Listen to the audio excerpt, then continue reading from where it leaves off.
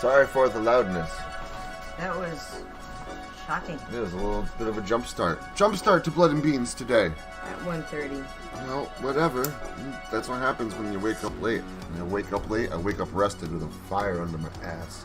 I woke up at 11:30.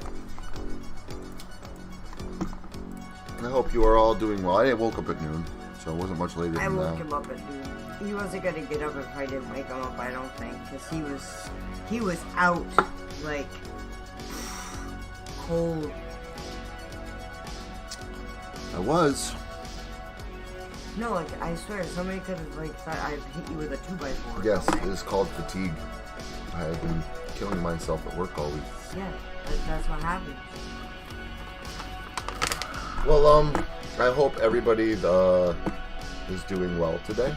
Currently, doesn't look like there is anyone in the chat.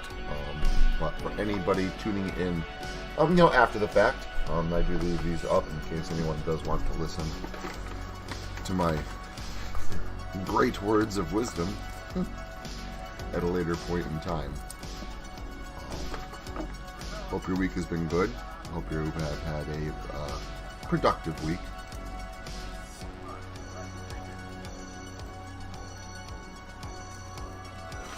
Scotland and Serenity. Good morning. Or good afternoon. Wow, I have to switch that over in my brain. It's 1:30. Usually start these at around like 11, but it's been a morning.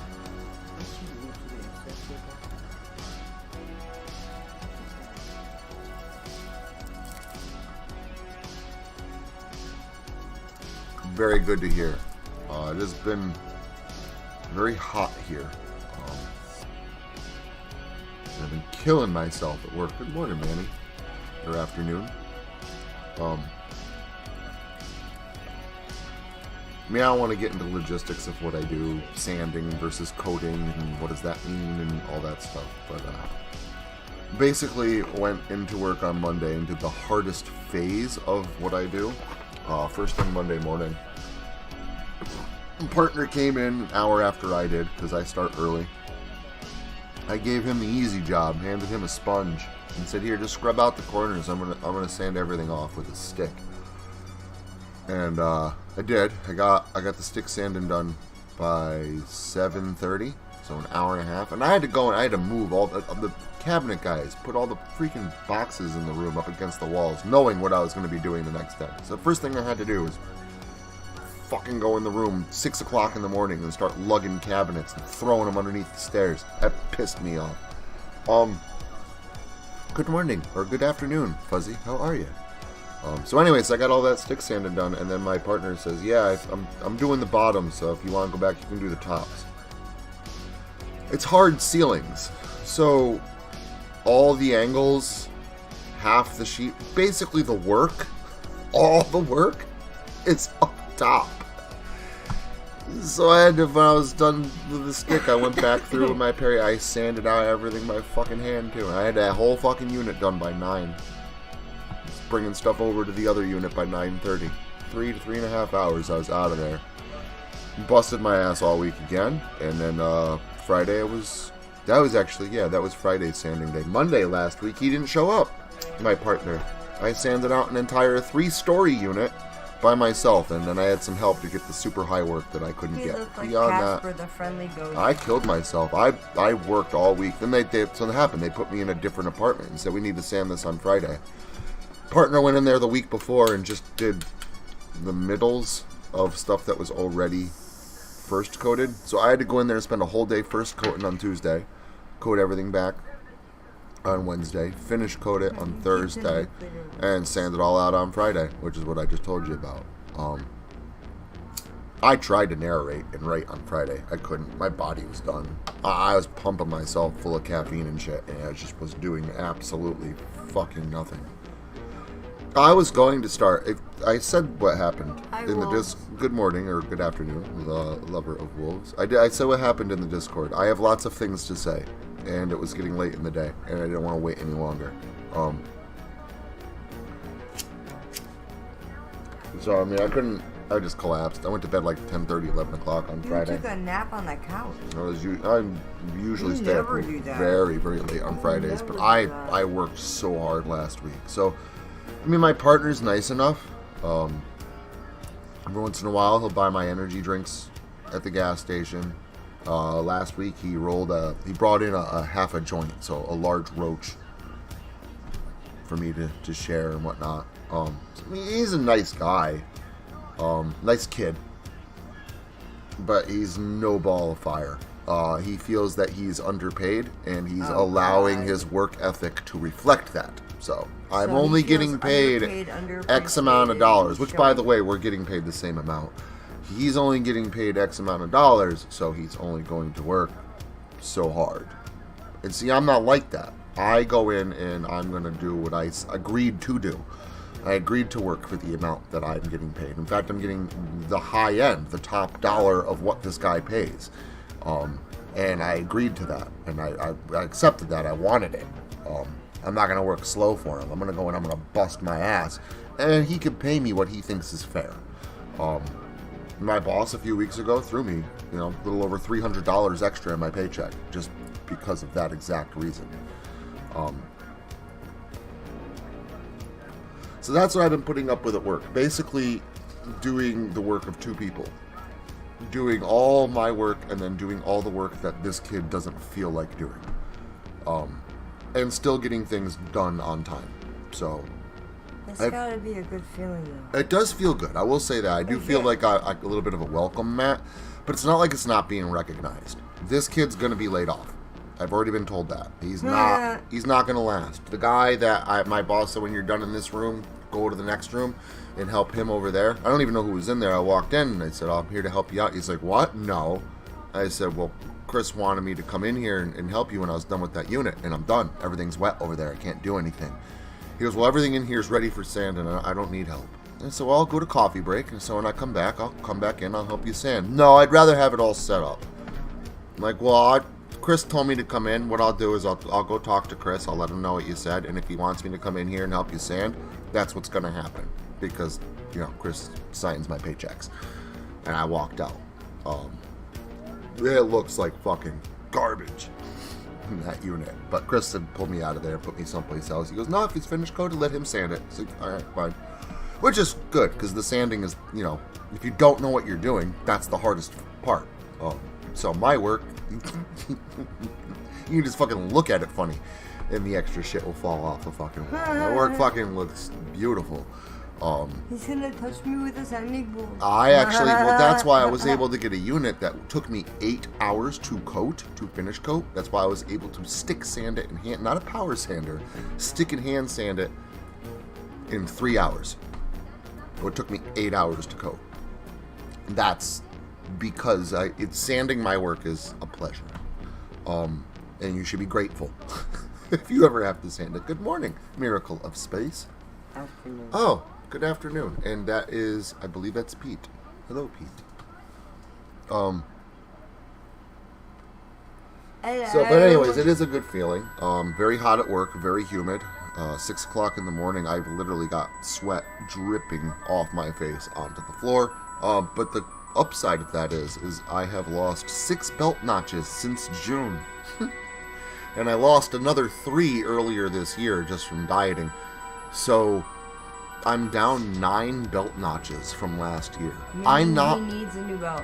Meaning I not only feel like I went back to work construction, and again, I'm very, very good at what I do.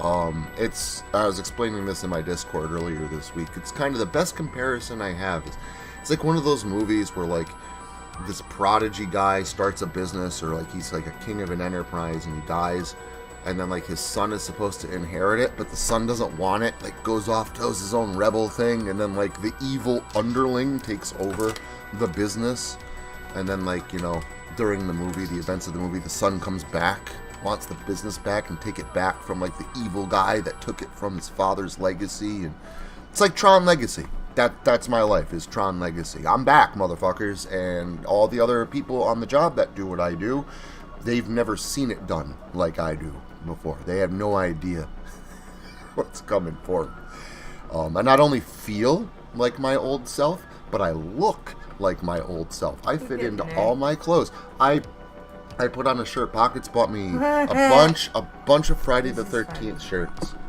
Make sure my microphone's still working good. She bought me a bunch of Friday the 13th shirts. Yeah, Pete, he's been busy. Yes, I've been very busy. And yes, very much long time no see. Stop in sometime, dude. Jeez.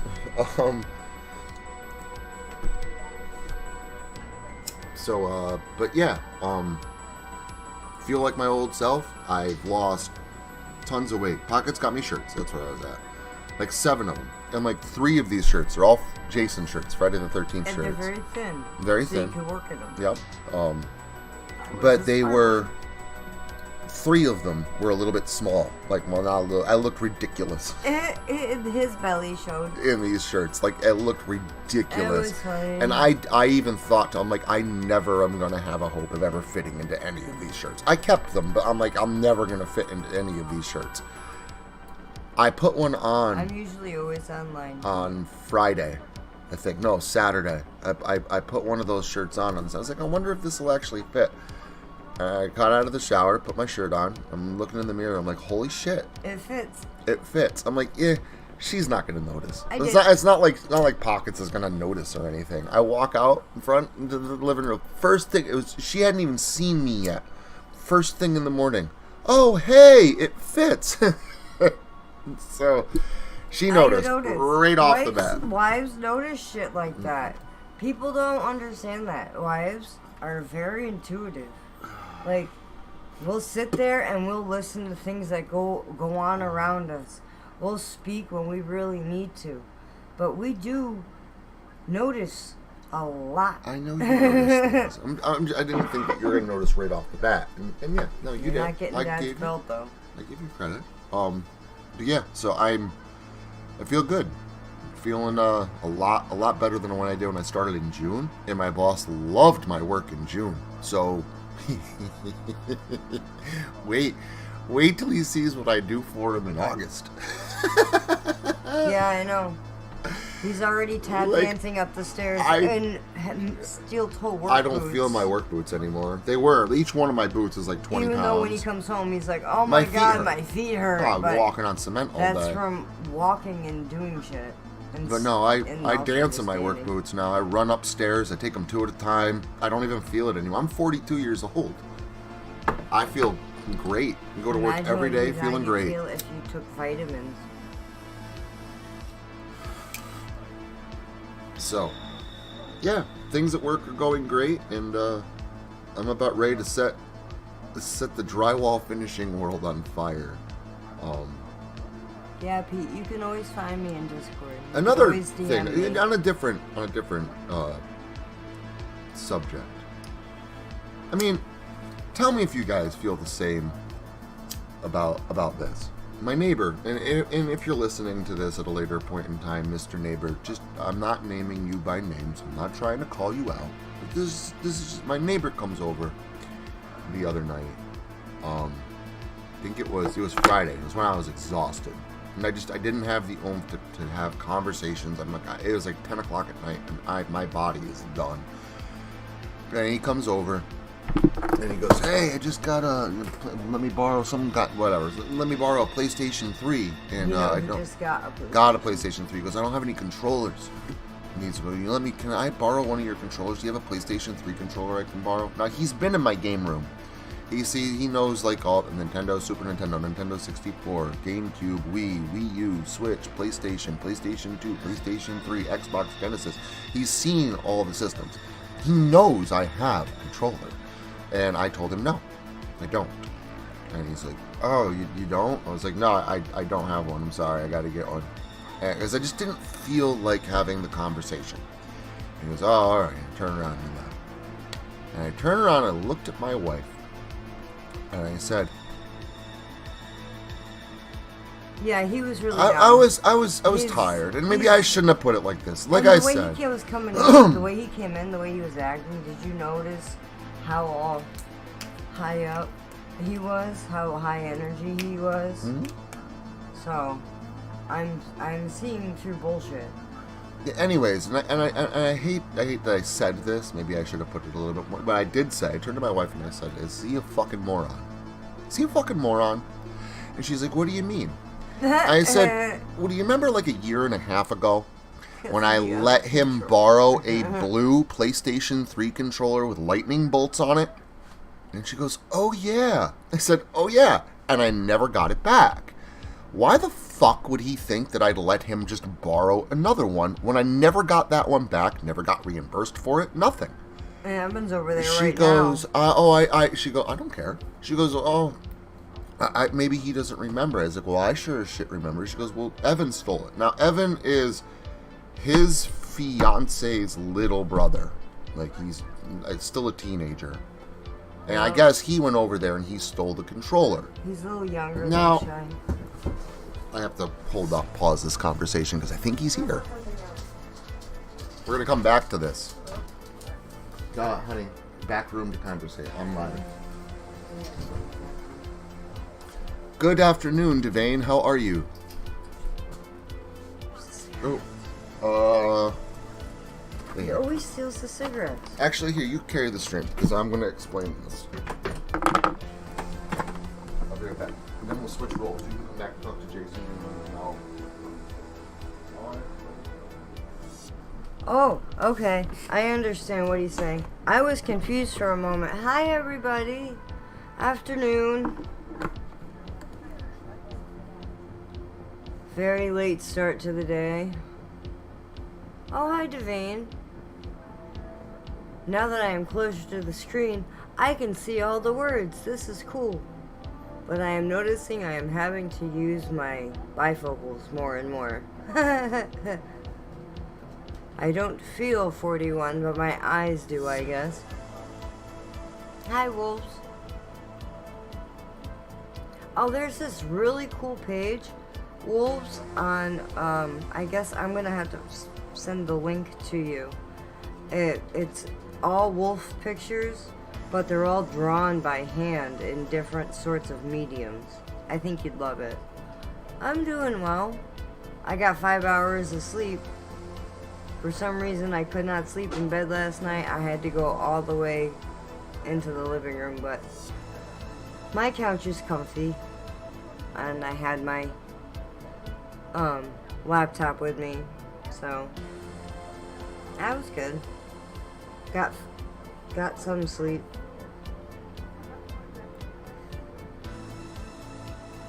Yeah, I'll have to look up, because I am part of the page. I'll have to look it up through my probably homepage of my own. Shiloh is either at her grandmother's or Monica, her sister's. Because one of them, she's supposed to go to which one? I don't know. It's summertime. She's on her summer schedule. Meaning the mother knows nothing, as usual. I'm usually the last one to know. Like this weekend, she was like, "Oh, I'm going to Monica's." Like, "Oh, okay."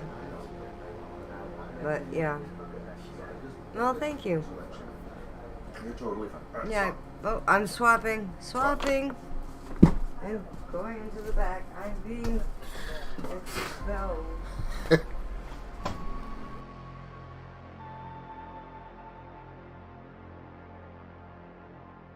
Get one for himself. He has a PlayStation 3 now and no controller. Don't worry about getting me one.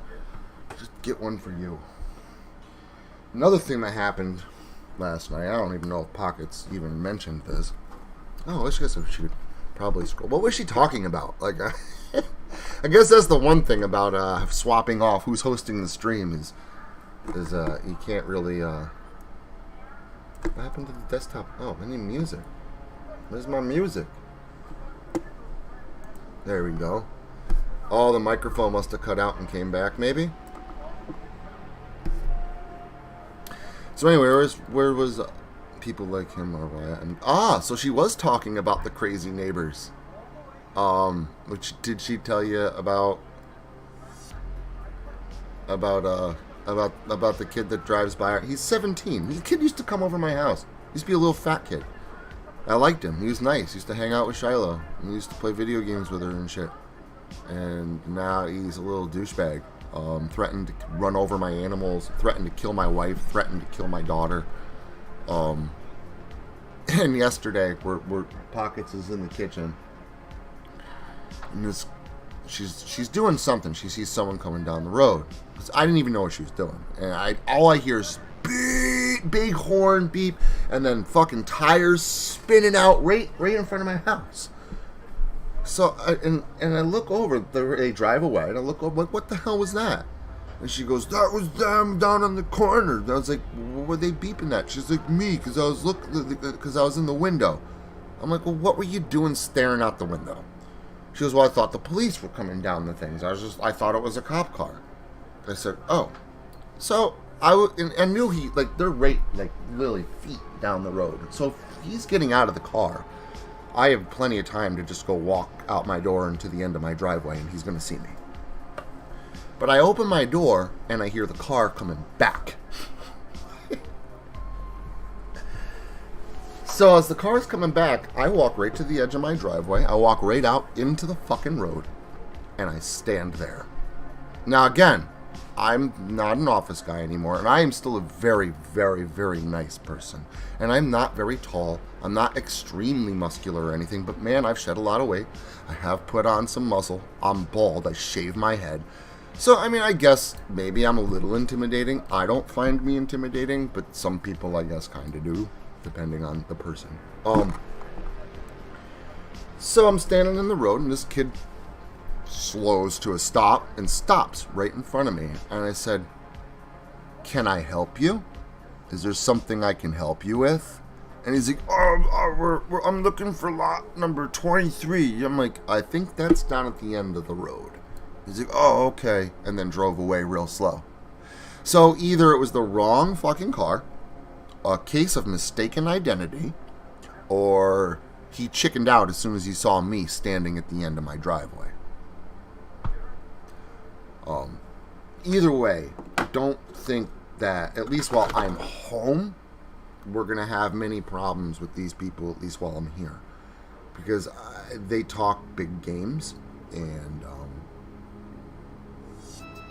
as soon as you confront them about it, they kind of fold like a deck of cards. Another thing Pockets told me, she goes, careful, he's got a gun. The kid, the 17-year-old that's threatening, I guess he has a gun. Now, he isn't shot at. I said, how do you know he has a gun? She goes, he flashed it. I guess he's flashed it. Not to her, but he has flashed it. I guess he has a gun. I said, oh. I said, has he ever shot anybody with it? And she goes, not that I know of. I'm like, oh. So basically why do you think then he has the gun? Why do you think he flashes it? Why do you think that is? And she goes, well, to scare people. I said, that's exactly it. He's not going to shoot anybody. I'm not afraid of guns at all. And if my buddy Sean A. was here and we party with him, and he's told this story to everybody at bar night, he knows for a fact I'm not afraid of guns. I've had one pulled on me right in front of him. And my girlfriend at the time and a couple of my friends, his crazy grandfather thought we were destroying. We weren't. We were swimming in the pool. And he hates this. No, it's not his grandfather. He'd have to tell who he is. He's like married into the family or something or whatever. But they thought we were destroying a pool toy because someone jumped into the pool next to a pool toy. We're teenagers, and we weren't doing anything wrong. We literally were just swimming. And he's like, get the hell out. He starts screaming and swearing and everything like a madman. And we're like, let's just get our stuff. We're like, we're not doing anything wrong, but like, we were told you could come here because Sean A. is related to this guy. And he's like, Skip, we weren't. He's like, I don't care. I want your fucking friends out of here and this and that. And we're trying to apologize. And we're packing up our stuff and leaving. I'm getting my stuff. This guy walks behind me into his house, comes back out of his house with a pistol. And I hear Katie, the girlfriend at the time. I got my back turned to this guy. I don't see him. She's facing me, so she's actually facing him. And she screams, look on her face, terror. And she screams, like this high-pitched scream. And I turn around, and this motherfucker has a pistol pointed right at my head. And I looked right at him and said, if you're gonna pull that fucking trigger, you better do it right now. And don't miss. Don't miss.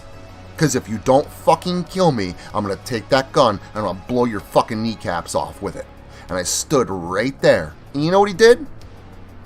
He put the gun away. He wasn't going to pull the trigger. He just wanted to scare me. I don't scare from guns. I don't care who this 17-year-old is driving by my house acting like a fucking crazy ass. I don't care. He's not going to shoot me, and his birthday's in like a week. So he's going to be 18 soon. So soon, if he pulls a gun on me, I'm not just going to just stand there and threaten a kid. I'll be standing there and threatening an adult.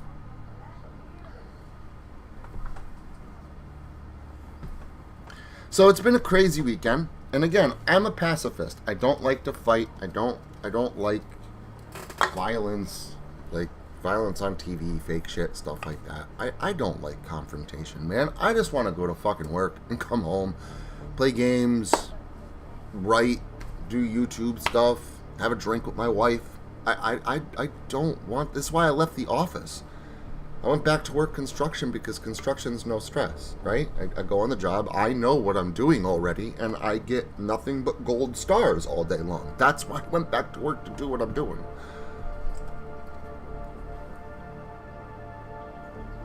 It's not impressive. Bravery isn't a lack of fear, dog lover. Bravery is being afraid and moving forward anyway. That's bravery.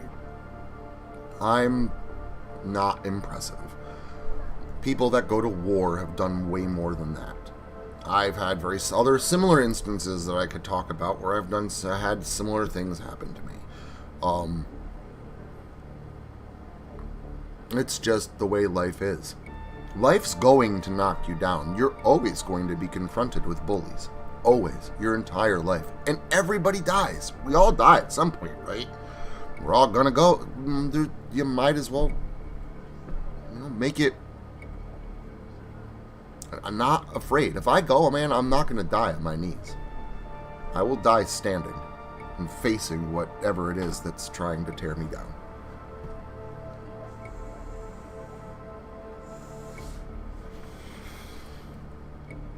I refuse to fold.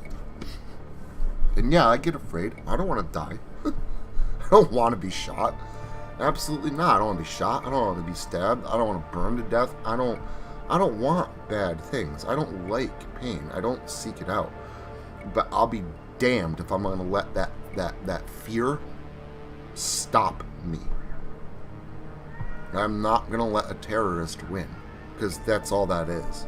It's terrorism. I'm not going to do anything to you. I'm going to scare you into submission. Take the fear away from them. All that is a weapon. Just take their weapon away. If you're not afraid, they have nothing.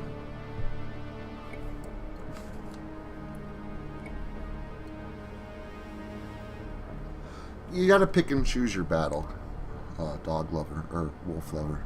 You've gotta pick and choose. I stand up to my coworkers.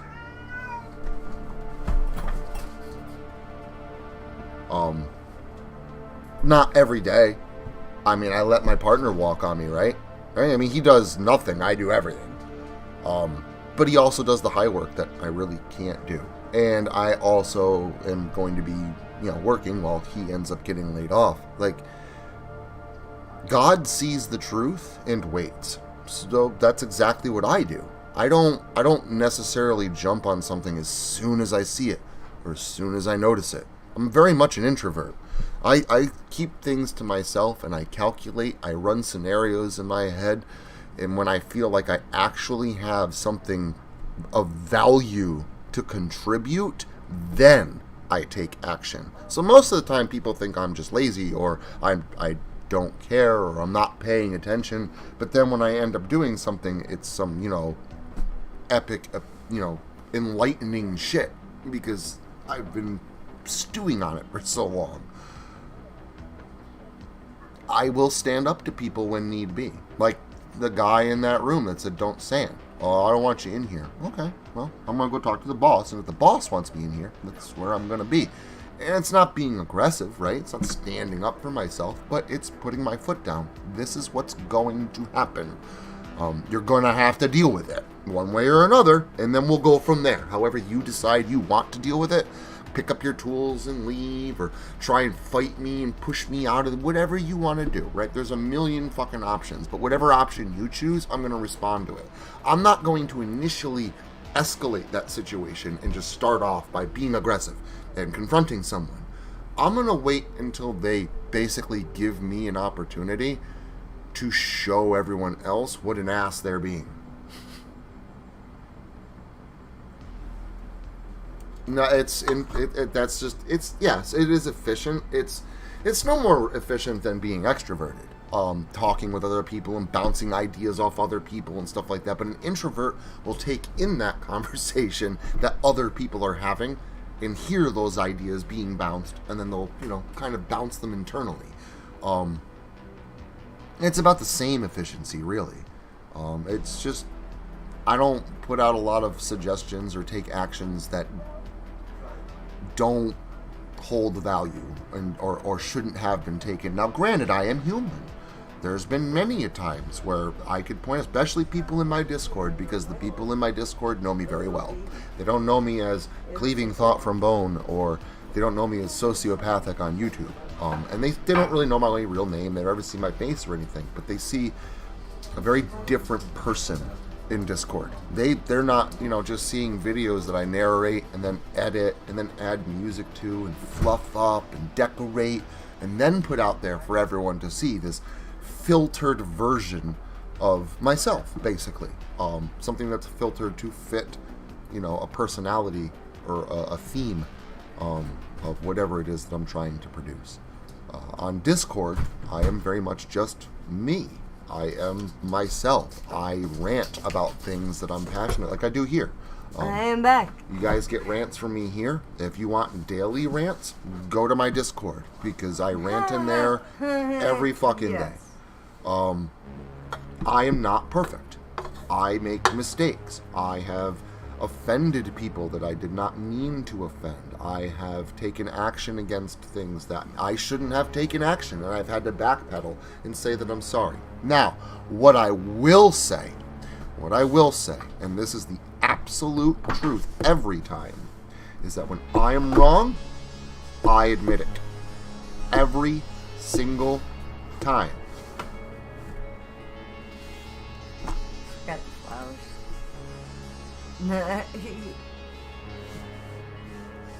Always. I don't. Oh, you do. She wife's right here. Sometimes it takes a while. Minutes, but then never does take all that long. Usually I come to my senses and go, wow, I was a dick, or wow, maybe I shouldn't have done that. And then I will take that extra effort to reach out to those people and be like, hey, just wanted to let you know I'm wrong, and I was wrong, and I'm sorry. You don't have to forgive me, you don't have to, but this is how I feel. And I'm going to try and at least take the steps to make things right. Every time. 100% of the time. I am not perfect. And I'll admit that, I'm not. At all. I make lots of mistakes. But I do my very, very, very best to correct all of them and to be the best person that I can be. Every day on this side of the dirt is a day where I have a chance to maybe put a few more things right, or improve myself a little bit more, or better the lives of my daughter and my wife, or anything. Nobody's perfect. Nobody. And our brains are actually hardwired to make us think that we are. Our brains have to believe that they're infallible. From what they've learned and what they believe has to be the truth. That's why people defend arguments that are indefensible. That's why there's flat worlders out there. People that honestly believe that the world is still flat. Oh my God. It's literally because once you believe something, your brain starts to believe something. When anybody brings any evidence of that to the contrary, you automatically, instinctively try to shuffle that underneath the rug. Take in the information that supports your argument, but leave out all the rest. And by the way, that's called dogmatism. And everyone's brains do this. But if the first step in avoiding a trap is recognizing that it's there, right? And this is kind of like why I went to school for psychology. is so I could recognize all these mental functions of my brain and maybe subvert some of these things, change the pathways a little bit.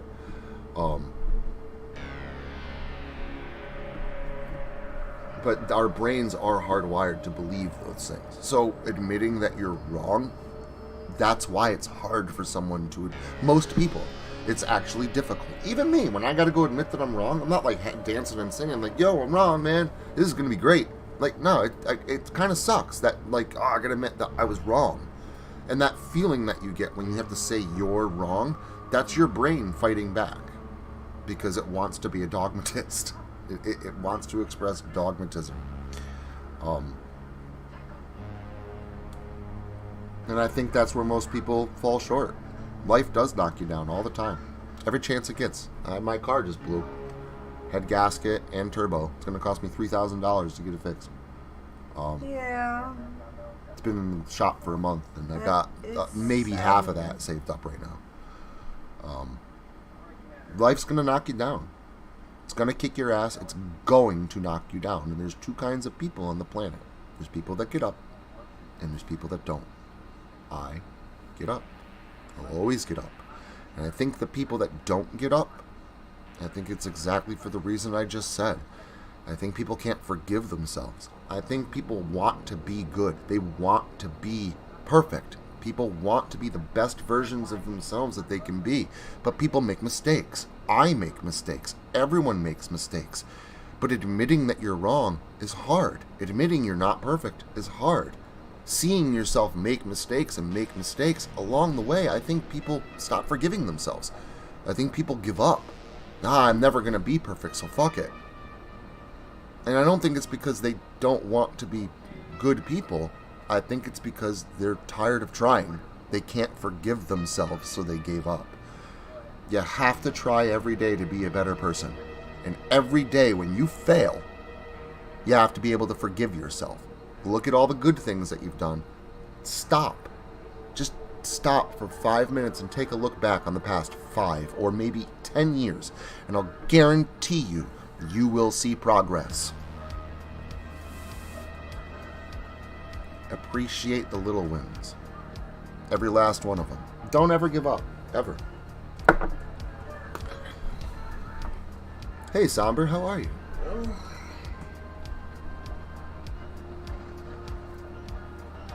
Yeah, very good. Battle against the ego and the ego of the self can be tough for anyone. Very well said, Scotland. Very, very well said.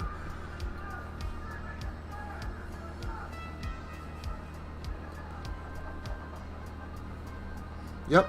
I mean, that's all you can do, is just kind of power through whatever life throws at you. I mean, at the end of the day, we're not here for very long, right? I mean, money, bills, all that shit really doesn't matter.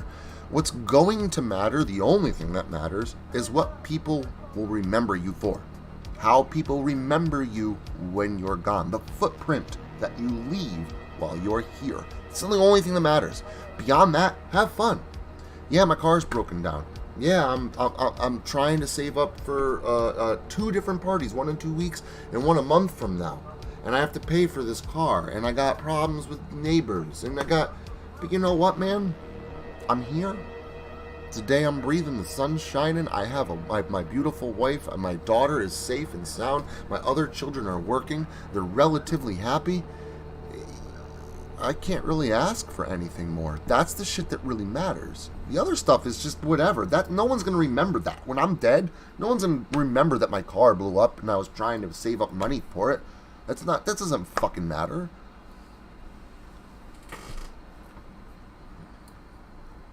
So like I said, I started Blood and Beans today 15 minutes earlier than I had planned on starting it because A, it was getting late in the day, and B, I had an awful lot to say. And I have been saying it for sure. So it's been a week.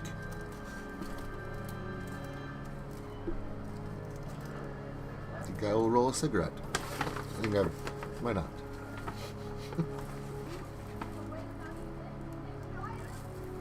I think when this is over, I gotta get some food. Sabian is getting hungry. My pockets woke me up today with a 218 milligrams of caffeine energy drink. So that was good. No, I needed it. I woke up rough. I was so tired when I got out of bed.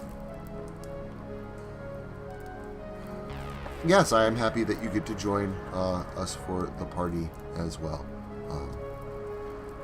And again, I don't know if you saw the post I put in Discord, Lover of Wolves, but because I have to pay for my car and whatnot, saving up money for food and everything else for everybody for the weekend, especially if we have that many people coming, it's going to be a bit of a challenge. I'm not saying I won't be able to do it. Believe it or not, I should still be able to. But if you're able, not that you have to, but if you're able to bring a little bit of money with you to throw in, like, just into a fund in case we need, food or whatever, that would be helpful. But more than likely, if you show up with money, I'm going to tell you to hang on to it. I'm going to try to have you not spend it. I hate people that drive hundreds of miles to come hang out with me for a weekend and then yeah, by the way, you got to buy your own this and buy your own. The very least I can do is provide your expenses while you're there.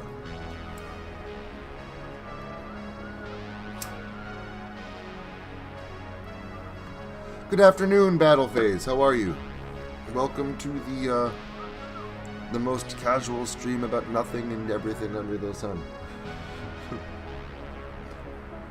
Yeah, and again, it might help just because I'm trying to save up for my car and whatnot, and I don't know exactly what's going to happen within the next month and a half. I have a good idea, but you can never really bank on it. So, just trying to plan ahead. If you have a little bit of money to bring with you, just in case, that'd be great. If you can't, there's again, I'm sure you'll be fine. Oh, it is the Bard. How are you, sir?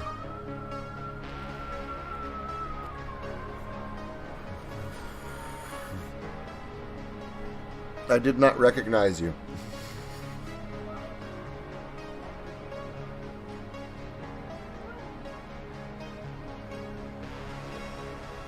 Yes, and I also agree with Pete as well.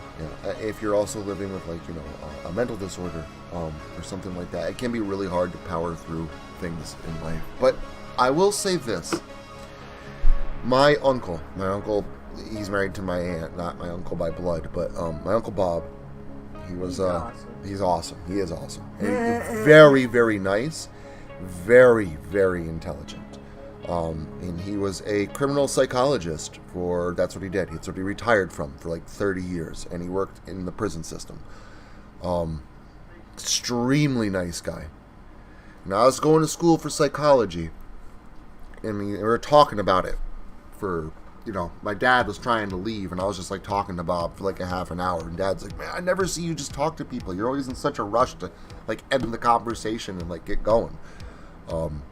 But I really got into psychology. And Bob, he told me before I left, he goes, you want to know the secret of psychology, the real secret? I was like, absolutely. He goes, we're all fucking nuts. You could diagnose anyone with something in the DSM. Everybody is diagnosable with something. And you know what? He's right. Everybody has problems. Everybody has mental problems. Everybody.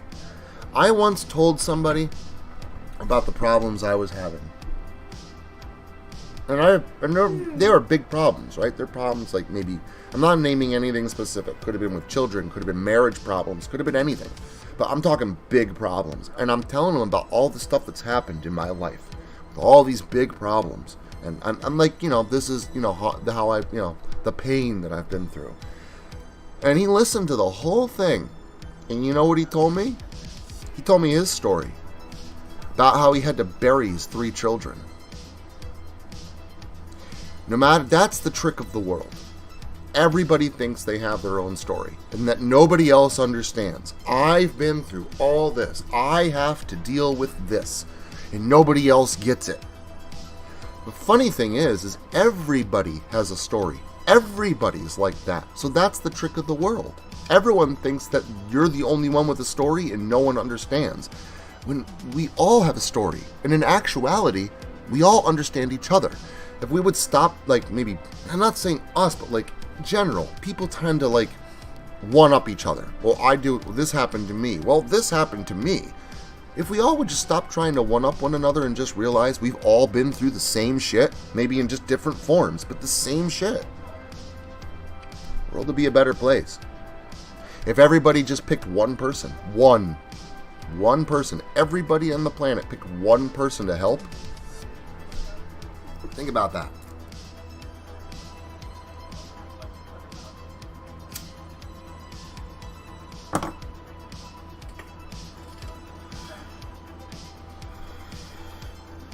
Everybody helps one person. The whole world. Could you imagine how much better the place, the whole planet would be? Overnight. Overnight. If everybody would just help one person. It's not hard to change things.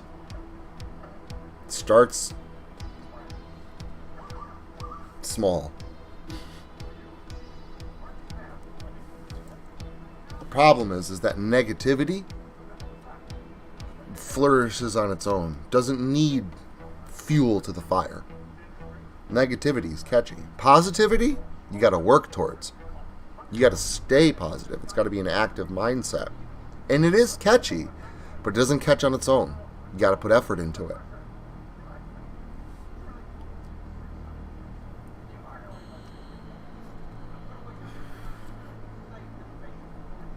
It would.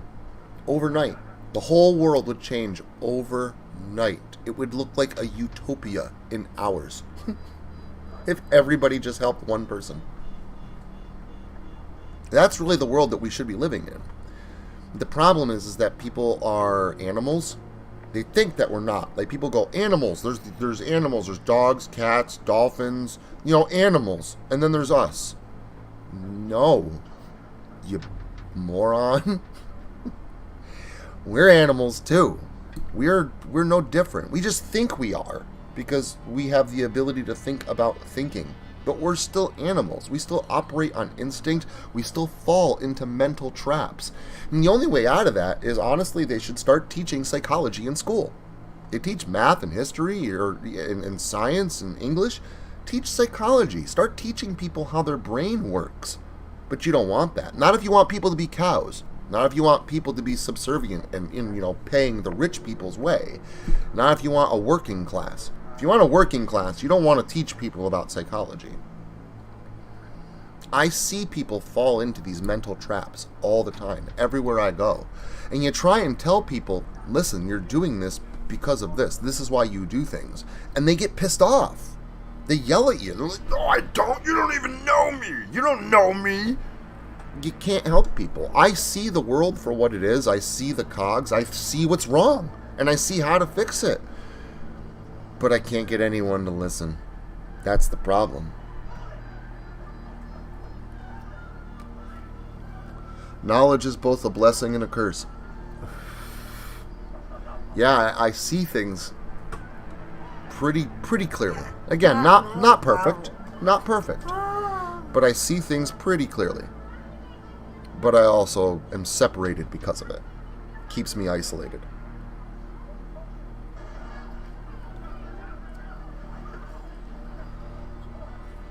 It is. It's very fascinating. It's actually why I took sociology and early childhood education as both my minors. Because I had to do 2 minors. I took all the psychology and all the sociology classes. And they're like, well, you've taken all the sociology classes, so you need to pick a different minor. So I picked that as my minor. And then for my master's degree, I picked human resource management and organizational management. And then I took 2.5 years of a doctorate, psychology doctorate, PSYD, for organizational leadership. The human animal is something I understand extremely well. And it's honestly helped me more than it's helped anyone else. That's the only thing with psychology that it has helped me. With seeing like the cogs of the world. I can't change the world, but I can change myself. I can change my reactions to it. And I can change how I carry myself. I'm kind of my therapist too. Yes, Barb! Truly gifted is not the ones with high natural aptitude skills, sport areas of expertise, the children on to high level in those areas by pure hard work. And that's what everyone says, right, too? Like, they're like, oh, you're so smart. Because I graduated my bachelor's with a 3.8 and my master's with a 3.9. And I went to school with a doctorate until I ran out of funding. I didn't drop out because I failed. I actually had a 4.0 for my doctorate before I had to drop out because I just ran out of funding from all the degrees that I was going after. Everyone's like, you're so smart. It's not smart. It's not because I'm smart. It has nothing to do with it. That's just how hard I had to work. People thinks is smarts is not smarts. It's I had to sit down and read all those books. I had to, not because the professor asked me to. I went on my own and did like the workshop questions at the end of the chapter just to see how well I understood the information. I would do extra things. It was the work I put into it that was the reflection of my grades, not my intelligence. You can do anything you want to do. Anything. I used to sleep in a fucking car. Not even my car. Not even a running car. I used to work construction, be laid off in the wintertime, had no place to live, no car to drive, nothing. It'd be wintertime. There were times I had to, like I said, spend the night in an abandoned car, spend the night in the cellar of a church that's closed for the day, spend the night in a friend's closet. Hell, man, I've once had to freaking catch a couple hours of sleep in a McDonald's bathroom just to get warm. I've been in some places in my life, and if anybody told me 15 years ago that I'd be sitting at my desk talking to people about my college degrees, including a master's degree, I would have told you to go fuck yourself, because there's no fucking way. It's not. I live in a car. I have no prospects. Life is going to throw me to the wolves here at any second. There's no way I can dig myself out of this hole. It's impossible. Anything you put your mind to, if you want it bad enough, and that's the thing, I had to want it. I had to, then yeah, maybe to get myself out of that hole and get to even where I am right now, which still isn't even like the best situation, it's just relatively stable. But to get to where I am now, I had to work 4, maybe 5 times harder than most other people because I put myself in a position where I had to do that. I made mistakes in my life. I did the wrong things. And it wasn't on anybody else to help me because I had to work harder to pull myself out of that. That was on my shoulders. So I did it. You have to want it bad enough, and life might just kick your ass down to a point where you're rock bottom and you have nothing left, and all of a sudden, maybe then, that's when you'll get that fire, because that's what had to happen to me. Maybe then you'll get that fire, but I know one thing, that no one could help me. When I was doing my thing and living on the streets and being homeless and cold and no money, and no one could help me. My parents would try and help me. I didn't want the help. No, I'm having fun. I'm partying. I'm hanging out with my friends every day. I don't want responsibilities. I don't want bills. My life's already screwed. I'm beyond saving. There's no point. I didn't want the help from my parents. I didn't want the help from my brothers. I didn't want the help from my other friends. I didn't want help. Nothing helped me until I wanted the help. Until literally partying every single day just got boring. And I was like, I want more from this. And yeah, I'm gonna have to work super hard to do anything else, but why not? What else do I have to do? It's either party or die. So, and party's boring now, so I mean, what else is there? Maybe life's just gonna kick your ass to a point where you do get that fire in you, and then you can do amazing things. But everybody in this world has that ability. Everybody. Just don't stop. Don't blame others. Don't be upset that you have to do more than everybody else. It's just going to make you better than those people when you get to that point. And don't act better. Don't turn into them. Lead by example. Provide scaffolding for behavior for others to follow. Always do your best to do the right thing, and never give up on yourself. I mean, never give up on other people, but yourself first. Charity starts at home. Help yourself first. Don't give up on you.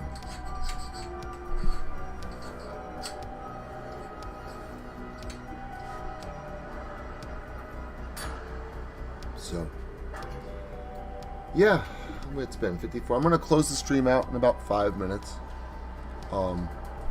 Just wanted to give that heads up so we're not just like ending the stream without warning. Sorry, I've just been like jabbering. What would this be? The motivational stream? Self-improvement, blood and beans. Honestly, man, you guys just keep being you. You ain't got to listen to me. Like I said, I'm human. I make mistakes. I'm not perfect, and I'm not always right. So just, move forward. And I know just about all of you in here pretty well, and you're really good people. Beyond that, I've got no expectations. Just keep being you. Yeah, it was good seeing you, Pete. It's good hearing from you. It's been a while, and I'm glad that you're doing well. That's why I check on him. So,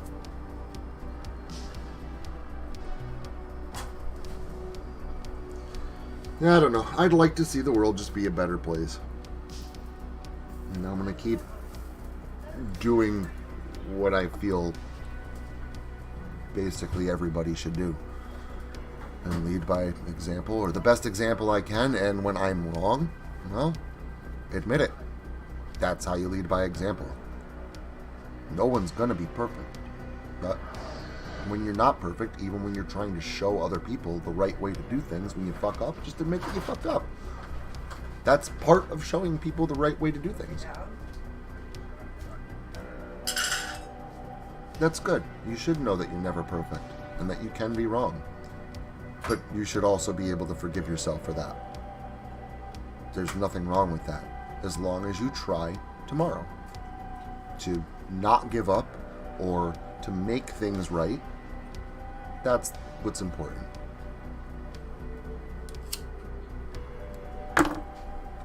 People say the journey is the real thing that matters, not the destination, right? And this is one of those instances where it's actually clear that that's true. You're never going to be perfect, ever. You're not. No one's perfect. You're never gonna be. The whole point is to try. That's the point, is to try and be perfect. Not be perfect so you'd be like, I'm trying to be perfect. No, you also, being humble is part of that equation. That's the point, is to try. To be the most perfect version of you that is possible. Period. And when you fail, to be okay with that and try again. It's not the destination. It's not being perfect. That's not the point. It's trying. It's the journey. That's what's important.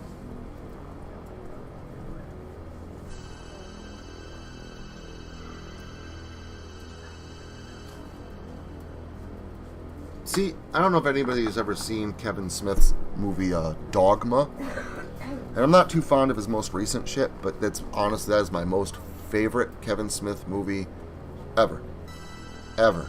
There's so much truth spoken in that movie about people's beliefs and how they carry themselves, the dogmatic perspective, which is why the movie's called Dogma.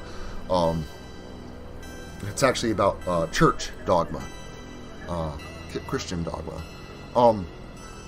Dogmatic law, actually, as the church calls it. What God holds true, what we hold true on earth, God must hold true on heaven. That's called dogmatic law. Basically, if we believe it, therefore it must be true. That's dogmatism at its core.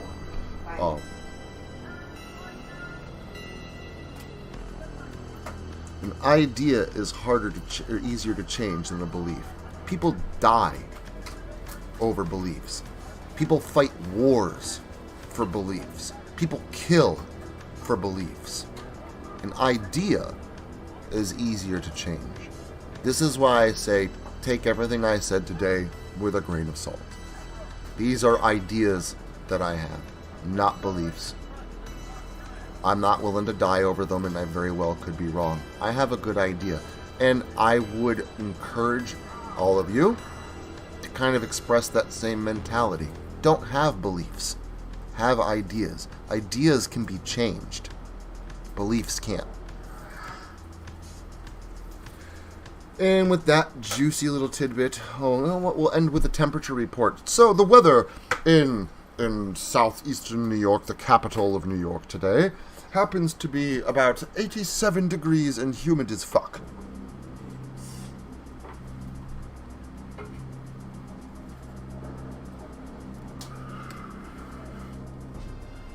So, with that little juicy weather report and all my great enlightenments and tidbits of hopefully just nothing but inspiration, I'm gonna end the stream. I fucking love you guys. I gotta go get some food. I am absolutely starving, and I don't know. I know it's not morning anymore, but it still feels like it's way too early to be working my brain this hard. Love you. Have a great freaking day. Have a nice relaxing Sunday. Sundays are supposed to be relaxing, so please enjoy it. Be safe out there, please. Driving, walking, doing whatever it is that you're doing, please be safe. And stay creepy. What's coming this week? Oh yeah, Locust Lake in Space Part 2 this Saturday, baby. Woohoo! Beyond Locust Lake Part 2, The Mother's Curse. I'm pretty excited. I like this one. So, but yeah, the premiere page is up, and if you look on the Locust Lake playlist, Part 1 is available as well. So if you want to listen to Part 1 before Part 2 comes out, it is also a really fun story. And yeah, sci-fi horror, Locust Lake in space. Love this shit. I'm very excited. I hope to see you all there this Saturday. Please enjoy your day, relax, stay safe, and stay creepy. Love you guys. Bye-bye.